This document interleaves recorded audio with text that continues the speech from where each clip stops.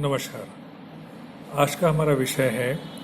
Online शिक्षण वर्तमान परिस्थिति में। जैसा आप सबको पता है कि आज पूरा विश्व एक कोरोना रूपी महामारी से जूझ रहा है। यह महामारी केवल हमारे देश में ही नहीं बल्कि पूरे विश्व में एक समान है। एक माने लगभग हम शिक्षण परिस्थितियों की हम बात करें या शिक्षण प्रशिक्षण की बात करें तो पूरे विश्व भर में सभी प्रकार के शिक्षण संस्थाएं शिक्षण प्रशिक्षण की प्रक्रिया से किसी न किसी रूप में बाधित हो रही है। इस पेंडेमिक कंडीशन के पहले यदि हम बात करते कि क्या शिक्षण प्रशिक्षण कार्यक्रम ऑनलाइन मोड पे किया जाए और कितना सक्सेसफुल है ऑनलाइन मोड पे, तो बहुत से प्रश्न चिन्ह हमारे सामने आकर खड़े होते थे कि क्यों ऑनलाइन शिक्षण की ज़रूरत है। जब 1-to-1 या फेस टू फेस टीचिंग हो सकती है तो ऑनलाइन शिक्षण प्रशिक्षण की ज़रूरत क्या है। लेकिन आज के इस बदले हुई परिस्थिति के दौर में यह एक अहम विषय हो गया है कि शायद मेरे ख्याल से दूसरा ऑप्शन ही नहीं बचा है हमारे पास, हम सबके पास में, कि यदि शिक्षण प्रशिक्षण की प्रक्रिया को लगातार हमको आगे बढ़ाना है तो हमें ऑनलाइन शिक्षण प्रशिक्षण कार्यक्रम को आगे बढ़ाना ही होगा। लेकिन क्या ये ऑनलाइन शिक्षण प्रशिक्षण कार्यक्रम वाकई में कारगर है या नहीं है, यह एक विवाद का विषय हो सकता है या एक डिबेट का इशू हो सकता है। लेकिन जहाँ तक बात करें इसके पॉजिटिव पॉइंट्स की, कि बहुत सारी चीज़ें ऐसी हैं जो पॉजिटिव हैं। यदि वाकई में कोई शिक्षण प्रशिक्षण लेना चाहता है और कंटिन्यूसली अपनी इस प्रक्रिया को आगे बढ़ाना चाहता है तो ऑनलाइन माध्यम एक बहुत अच्छा माध्यम है जिसके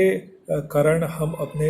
इस शिक्षण की प्रक्रिया को या प्रशिक्षण प्रक्रिया को हम लगातार आगे बढ़ा सकते हैं और नए ज्ञान की प्राप्ति कर सकते हैं। लेकिन खासकर हम छोटे बच्चों की बात करते हैं जो प्राइमरी लेवल या अपर प्राइमरी लेवल के बच्चे हैं, तो उनके साथ बहुत सारी परिस्थितियां हो सकती हैं जिसका सामना निश्चित रूप से बच्चों के साथ साथ अभिभावकों को भी करना पड़ रहा है। पहले जनरली ऐसा होता था कि बच्चे घर से स्कूल चले जाते थे और सारी जिम्मेदारी जो थी वो स्कूल की हो जाती थी और स्कूल में पढ़ाने वाले शिक्षक या शिक्षिकाओं की हो जाती थी कि लगातार उनको विद्यार्थियों को क्लासरूम में एंगेज करके शिक्षण प्रशिक्षण का कार्यक्रम आगे बढ़ाना पड़ता था। लेकिन आज के इस दौर में जब से ऑनलाइन प्रशिक्षण का कार्यक्रम शुरू हुआ है तो अभिभावकों की जिम्मेदारी भी बहुत ज़्यादा बढ़ गई है। न चाहते हुए भी अभिभावकों को विद्यार्थियों के साथ में या अपने बच्चों के साथ में बैठना होता है, क्योंकि जो इंस्ट्रक्शंस ऑनलाइन मोड पे दिए जाते हैं शायद बच्चे उतने यूज्ड टू नहीं हैं ऑनलाइन मोड के लिए, और शायद उनको उतनी जानकारियाँ भी नहीं हैं जिसके माध्यम से वो इंडिपेंडेंटली उस इंस्ट्रक्शंस को प्रॉपर तरीके से समझ सके और प्रॉपर तरीके से उसको इम्प्लीमेंट कर सके। तो निश्चित रूप से यहाँ पर पेरेंट्स का रोल जो है वो अहम हो गया है। बात यहीं ख़त्म नहीं हो जाती है पेरेंट्स के रोल तक, वरन जब हम बात करते हैं बच्चों के पॉइंट ऑफ व्यू से तो एक ये जो शिक्षण प्रशिक्षण का कार्यक्रम है वो कितना कारगर है बच्चों के हिसाब से। तो बहुत से एग्जाम्पल्स आसपास के विद्यार्थियों से मैंने बात की है और अभिभावकों से बात की है। उनका एनालिसिस इस प्रकार से है कि जो मज़ा या जो शिक्षा या जो अपनापन या जो अटेंशन विद्यार्थियों को एक क्लासरूम के अंदर मिलता है, शायद वो अटेंशन या वो एक जिज्ञासा सीखने की पढ़ने की शायद ऑनलाइन मोड पे नहीं हो पा रही है। इसके पीछे की वजह कारण बहुत सारी हो सकती हैं। एक सबसे बड़ा जो कारण समझ में आता है कि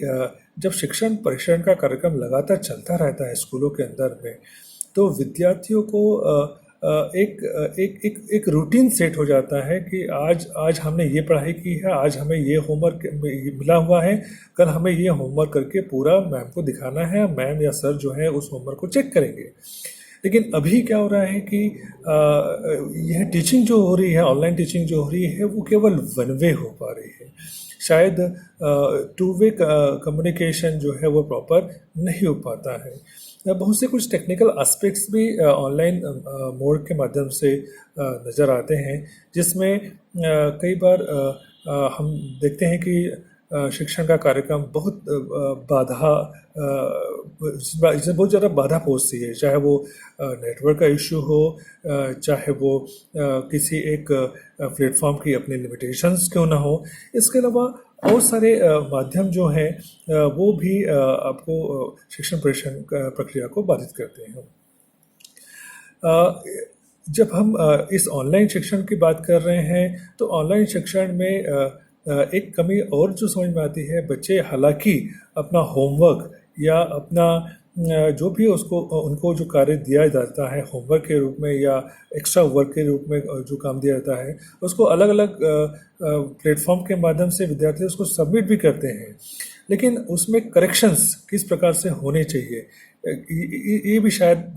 इसमें कहीं ना कहीं कमी रह जाती है कि प्रॉपर करेक्शंस किस प्रकार से होना चाहिए और प्रॉपर करेक्शंस का फीडबैक विद्यार्थियों को किस प्रकार से मिलना चाहिए। क्योंकि एक शिक्षक की भी अपनी एक लिमिटेशन है कि उसे अभी होता ये था कि जैसे एक स्कूल में 4 सेक्शन है, तो हर एक सेक्शन में 50-50 बच्चे हैं, तो 200 की संख्या हो जाती है, तो अलग अलग सेक्शन में बढ़ करके ये 200 बच्चे पढ़ते थे। लेकिन अब हो रहा है कि इन 200 बच्चों के लिए एक ही शिक्षक जो है वो प्रशिक्षण का कार्यक्रम कर रहा है। तो एक शिक्षक के हिसाब से भी हम विचार करें तो एक शिक्षक के लिए 200 विद्यार्थियों को फीडबैक देना, 1-to-1 फीडबैक देना, ये भी अपने आप में एक बहुत बड़ा प्रश्नवाचक चिन्ह है इसके लिए। मैंने एक अपने आप में बहुत बड़ा क्वेश्चन है ये कि क्या एक टीचर इतने विद्यार्थियों को फीडबैक दे सकता है क्या। कुल मिलाकर हम कहें तो हालांकि आज की परिस्थिति में हमारी हम मजबूरी कहें या हमारे पास कोई दूसरा ऑप्शन नहीं है, या ये कहें या फिर ये कहें कि विद्यार्थी घर पे खाली बैठने की अपेक्षा कुछ न कुछ सीख रहे होंगे, इस धारणा को यदि हम आके लेके चलते हैं तो शायद हम इस दौर की परिस्थिति में अपने आप को समायोजित करने के लिए ऑनलाइन शिक्षण और प्रशिक्षण कार्यक्रम से जुड़ रहे हैं। बहुत सारी समस्याएं इस ऑनलाइन शिक्षण और प्रशिक्षण से विद्यार्थियों को जरूर हो रही होंगी, लेकिन फिर भी हमें हर एक चीज़ का पॉजिटिव साइड जो है हमें लेना चाहिए और एक कंट्रोल मैनर के रूप में या एक बदली हुई परिस्थिति में अपने आप को एक पॉजिटिवली एडजस्ट करते हुए अपने आप को इस शिक्षण की प्रक्रिया को हमको आगे बढ़ाने की ज़रूरत है। हमको सेंसिटाइज करने की ज़रूरत है विद्यार्थियों को कि कैसे वो इस ऑनलाइन माध्यम का पॉजिटिव उपयोग करें, कैसे हमको अभिभावकों को बताना होगा कि किस प्रकार से इस परिस्थितियों का सामना उनको बच्चों के साथ ज़्यादा से ज़्यादा समय स्पेंड करके उनको सिखाने की ज़रूरत है ताकि वो अपने समय का सही तरीके से सदुपयोग कर सकें। इसके अलावा भी विद्यार्थियों को यहाँ पर ये ध्यान रखने की ज़रूरत है कि जितना समय हो, जितना आवश्यक हो, उतना ही केवल ऑनलाइन मोड का इस्तेमाल करें। होता जनरली एक एग्जांपल मैं आपको बताना चाहूँगा कि कई बार जैसे मैंने पहले बताया कि इसमें वन वे टीचिंग हो रही है, तो वन वे टीचिंग में क्या होता है कि शिक्षक लगातार बोलते जाता है और विद्यार्थी केवल सुनते जाता है, तो बहुत सारी चीज़ें जो होती हैं वो स्किप कर जाती हैं।